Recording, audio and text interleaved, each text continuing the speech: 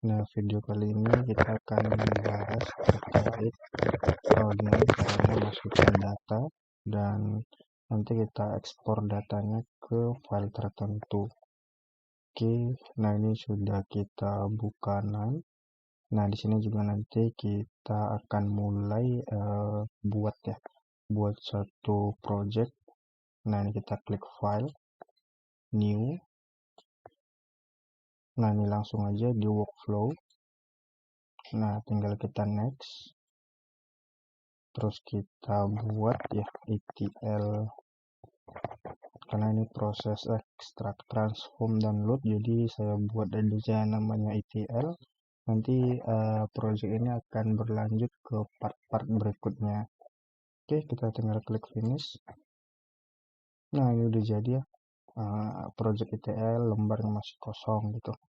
Nah, ada satu yang perlu kita pelajari terlebih dahulu sebelum membuat project. Ini namanya ada new workflow annotation. Nah, jadi di annotation ini kita bisa tambahin seperti blok ataupun penanda yang bisa kita edit ini proses ETL yang keberapa. Contohnya kita buat di proses ETL yang pertama ya. Nah, ini kita juga bisa ukur tulisannya seberapa besar. Kita buat 18, terus kita buat di tengah gitu ya. Kita ukur lagi besarnya ke bawah. Oke. Ini jadi untuk membatasi setiap project yang teman-teman buat gitu. Jadi satu project nggak perlu beberapa file ya. Jadi ETL 1, ETL 2, 3, dan 4 tuh nggak perlu.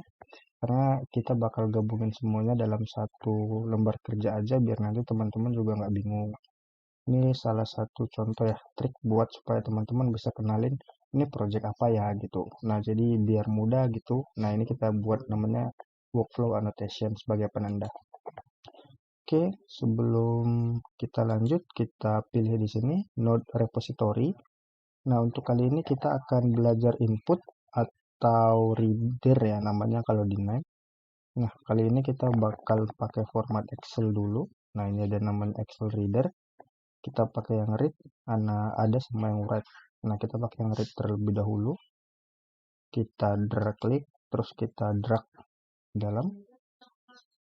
Nah, oke, ini udah berhasil Excel reader. Nah, ada beberapa mungkin status ya di dalam node-nya si NAND ini. Nah, yang pertama itu status merah dengan tanda seru. Nah, ini artinya node ini belum dikonfigurasi, jadi masih berupa node kosong. Nah, nanti ada beberapa status lagi yang mungkin kedepannya akan kita lihat ya. Nah, kalau sudah begini, nah ini kan udah teman-teman udah tahu nih ini node apa. Nah, node namanya Excel reader. Kita bisa zoom. Nah, nanti kan teman-teman ada banyak node nih untuk Excel reader gitu ya. Nah, jadi kita biar mudah nandainya, kita juga bisa ganti nama node-nya gitu. Tinggal diklik ini di bawah, double klik aja. Nah, kita ganti lagi ETL 1. Nah, jadi teman-teman ketika ada banyak reader gitu ya, nanti dibuat, nah teman-teman nggak bingung. Ini datanya isinya apa ya gitu. Nah, jadi nggak harus buka-buka ini lagi gitu. Dan kalau udah begini udah gampang. Nanti ketika banyak file reader Excel-nya ada lebih dari 1, 2, nah itu untuk teman-teman nggak bakal bingung lagi. Oke, kita lanjut ke proses berikutnya. Konfigurasi, kita tinggal klik. Nah, ini teman-teman bisa lihat ya deskripsinya Excel reader itu untuk apa dan input-outputnya apa. Nanti bisa baca sendiri. Kita akan mulai sedikit aja dari sini. Oke, cara konfigurasinya ada dua. Yang pertama bisa klik ini, configure selected node, ataupun bisa di double klik di node-nya. Kita coba cara pertama. Nah, ini cara pertama kita double klik. Nah, ini belum ada nama filenya ya. Nah, kenapa tadi statusnya masih titik merah dan tanda seru? Itu artinya node-nya masih kosong, teman-teman. Belum ada isi yang bisa mereka kelola. Nah, sekarang kita tambahin. Kita browse aja, teman-teman silakan cari di mana filenya teman-teman. Nah, saya pakai ini data dummy. Nah, sudah masuk. Oke, lalu kita open.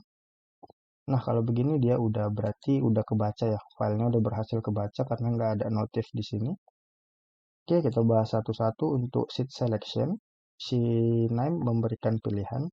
Kita pilih dari sheet yang pertama ya, berurut Nah, di sini berhubung ada dua sheet, sheet yang pertama itu dummy dan sheet yang kedua itu adalah masternya.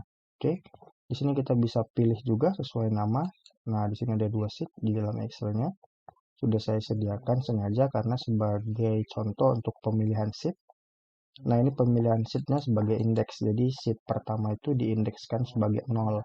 Jadi, kalau teman-teman punya banyak sheet, nah ini bisa pakai ini gitu, nggak perlu nama lagi. Tapi sih saya rekomen lebih kepada pakai yang ini ya, select sheet with name. Jadi, teman-teman nggak bingung tuh, tinggal pilih aja. Kalau banyak juga nanti bisa di drop down gitu ya.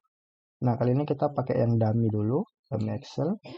Oke, untuk kolom header ini tetap nggak ada yang saya ubah, biasanya tetap pakai ABC supaya gampang, karena kalau kolom indeks agak ribet. Nanti juga penampilannya itu berbeda dengan Excel, karena di Excel juga pakai kolomnya ABC gitu ya. Nah, biar nanti sama-sama agak ribet gitu. Oke, nah ini untuk row ID, sengaja saya pakai row ID aja, biar nggak bingung nanti untuk menghitung bener nggak jumlah data yang udah kita tarik gitu. Nah, ini sheet areanya, teman-teman bisa pakai semua data yang udah diinput dan juga bisa pilih nih random. Nah, ini kita bisa random, contohnya kolom kolom A gitu ya, sampai habis gitu. Nah, ini adalah contoh sheet yang sampai habis. Nah, ini adalah data kita yang kita input. Jadi, teman-teman sebelum lanjut proses bisa lihat nih, datanya udah benar belum gitu. Nah, jadi ini, oh ternyata udah benar gitu. Nah, tapi nggak mau semua nih diambil, cuman mau sampai kolom C misalnya. Oke, kita buat aja di sini C. Nah, A, B, C berarti cuma ada 3 kolom, teman-teman. Nah, untuk baris juga sama. Ini satu berarti sampai habis. Nah, di sini kita bisa lihat bahwa ada 999. Ini tandanya ada 1000. Kenapa? Karena rows pertama itu dinamakan indeks, dimulai dari 0. Jadi jumlah data kita ada 1000 ya. Nah, ini kalau contohnya kita mau ambil beberapa sheet aja gitu. Karena beberapa kolom, karena kolom yang lain nggak berguna bang gitu. Nah, oke kita buat misalnya G gitu. Nah, ini sesuai dengan A, B, C sampai G kolomnya. Nah, nanti ini untuk filter kolom juga nanti name sediakan, jadi kita nggak harus pilih di sini. Nah, untuk di sini kita hapus dulu, jadi kita input semua jumlah kolom dan jumlah sheet ya. Kalau udah begini kita tinggal OK ataupun apply.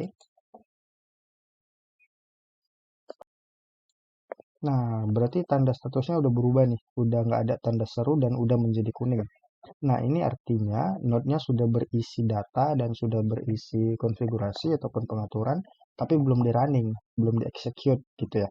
Jadi belum bisa dilanjutkan ke node berikutnya. Nah, nanti teman-teman bisa pilih ini di atas, ada tanda play yang biasanya kita sebut execute ya, kayak di running seperti itu. Nah, tapi bisa juga di sini diklik kanan dan di execute sama. Oke, kalau sudah begini tinggal di execute aja.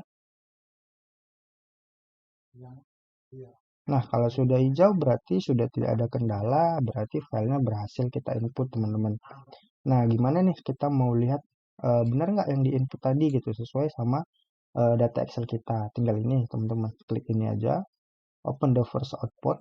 Nah, jadi cuma ada satu port ya outputnya. Atau bisa juga klik kanan, terus pilih file tabel. Nah, ini adalah contoh data kita ya.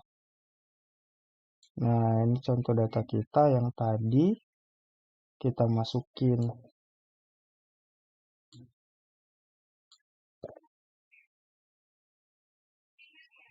Nah, ini ada beberapa tadi ya, ada 1000 ke bawah gitu.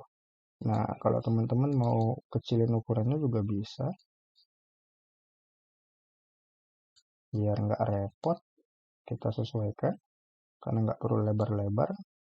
Oke, ini sudah berhasil ya. Kita lihat outputnya sudah sesuai. Nah, di sini juga ada beberapa nih nanti. Nah, ini untuk spek kolom, teman-teman juga bisa lihat. Untuk invoice ID itu type-nya apa? String.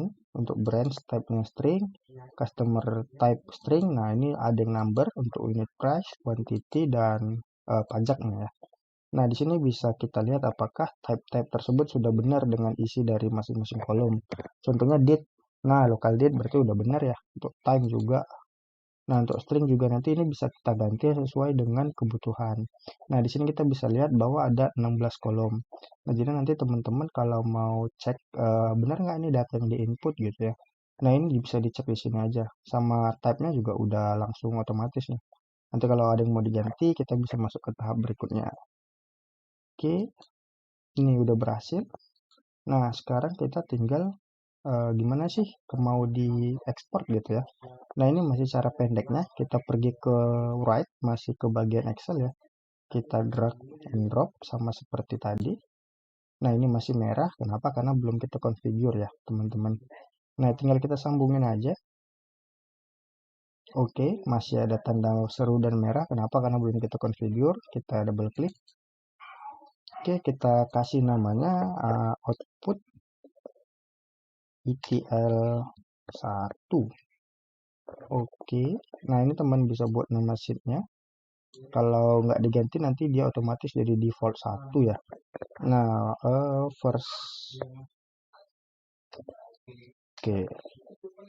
Ini yang pastinya harus dibuat override ya teman-teman. Jadi nanti ketika teman-teman mau ganti dari node sebelumnya kita masukin di dama dan sheet yang sama itu bisa replace gitu.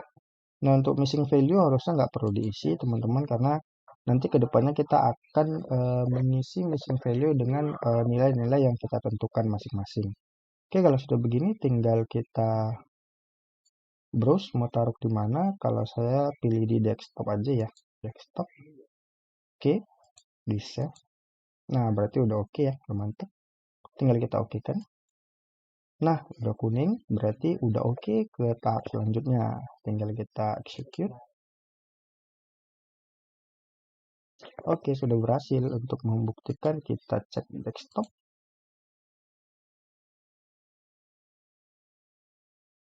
Oke, ini teman-teman ya, data Excel-nya. Output ETL 1. Mungkin sampai di situ dulu teman-teman untuk input dan output Excel. Terima kasih.